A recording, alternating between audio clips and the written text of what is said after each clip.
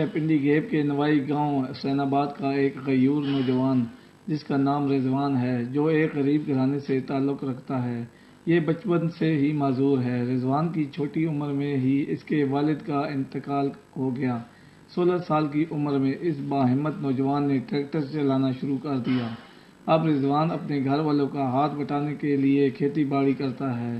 معذور ہونے کی وجہ سے تعلیم حاصل نہ کر سکا۔ اس کے علاوہ رضوان کرکٹ کھیلنے کا بھی شوق رکھتا ہے۔ اہل خانہ کا حکومت پاکستان سے مطالبہ ہے کہ یہ میرا بھانجا ہے، 2 سال سے یہ معذور ہے، 2 سال کی عمر سے یہ معذور ہو گیا تھا، تو اب اس نے شکر اللہ کا کہ اس نے ٹریکٹر کو چلانا سیکھ لیا ہے، تو کچھ کام کاج کر لیتا ہے۔ تو یہ معذور ہے، اس کا کوئی اور سہارا نہیں ہے۔ اس کا والد چھوٹی عمر میں فوت ہو گیا تھا، تو اب جو ہے یہ اپنے کام کاج کر لیتا ہے، اور شام کو بچے آتے ہیں یہ کھیل لیتا ہے، ان کے ساتھ کھیلتا بھی ہے، کرکٹ کھیلتا ہے۔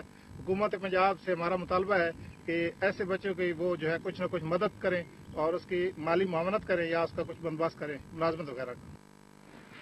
اس حوالے سے رضوان کا کہنا ہے کہ مجھے بچپن میں یہ بیماری شروع ہوئی ہے 2 سال کی عمر سے، اور یہ پہلے بہت پریشانی ہوتی تھی، لیکن جب میری عمر کوئی 18-20 سال کے قریب ہوئی ہے تو یہ میں نے استطاعت سیکھ لیا ٹریکٹر چلانے کا، اور میں کھیتی باڑی اپنی کرتا ہوں خود ہی، کوئی دوسرے اس میں میرے ساتھ کوئی مدد نہیں کرتا، سارے دن ٹریکٹر چلا لیتا ہوں، کوئی پریشانی نہیں ہے، اور کرکٹ بھی شام کو کھیل لیتے ہیں۔ گاؤں کے لڑکے ساتھ آتے ہیں اور شام کو ہم تقریباً روزانہ 1-1.5 گھنٹے کا میں کرکٹ کھیلتے ہیں، اور مجھے کوئی پریشانی نہیں ہے، کوئی خاص اپنا یہ کام کرتے رہتے ہیں۔